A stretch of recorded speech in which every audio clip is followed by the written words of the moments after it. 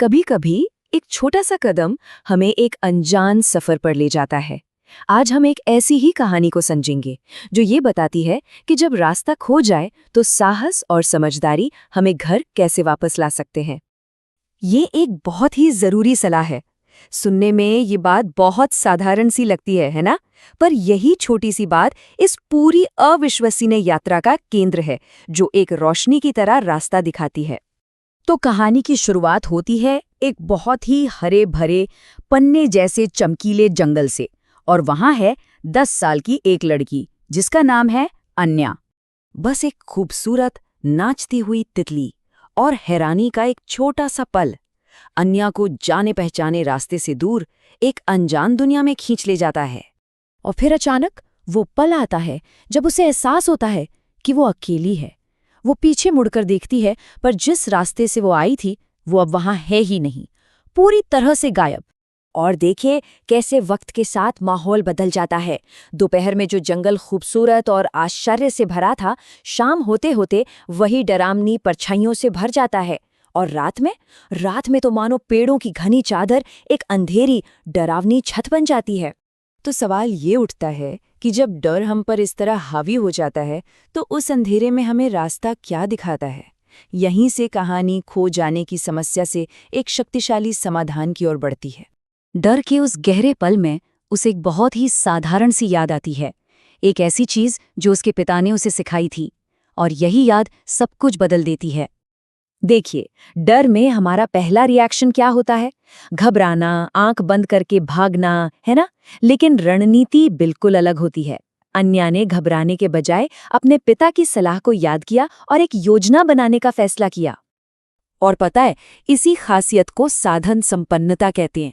मतलब जब डर लग रहा हो तब भी मुश्किलों से निकलने के लिए चतुराई से कोई रास्ता खोज लेना।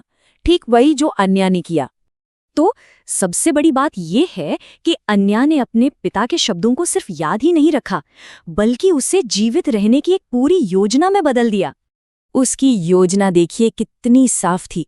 पहला कदम पानी की कलकल करती धारा को खोजना, दूसरा उसी धारा के बहाव के साथ साथ चलना, तीसरा रात के लिए एक बड़े से पेड़ के नीचे कोई सुरक्षित जगह ढूंढना, और चौथा पत्तियों का बिस्तर बनाकर आराम करना और अपनी एनर्जी बचाना।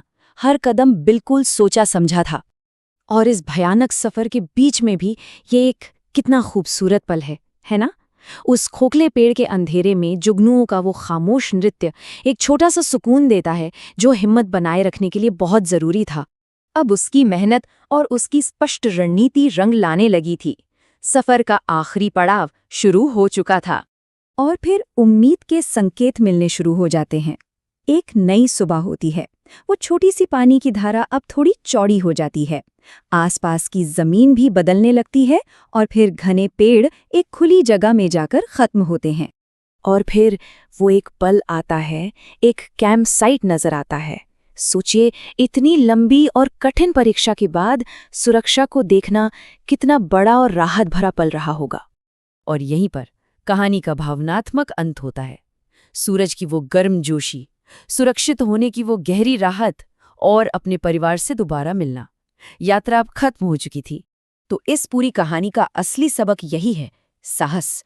और साहस का मतलब ये नहीं होता कि डर न लगे। साहस का असली मतलब है डर के होते हुए भी सही कदम उठाने की हिम्मत करना। अन्या की ये यात्रा असल में हमें अपनी जिंदगी के बारे में सोचने पर मजबूर करती है। हम सबकी जिंदगी में कभी न कभी मुश्किलों का ऐसा हरा जंगल आता है जहां हम खोया हुआ महसूस करते हैं।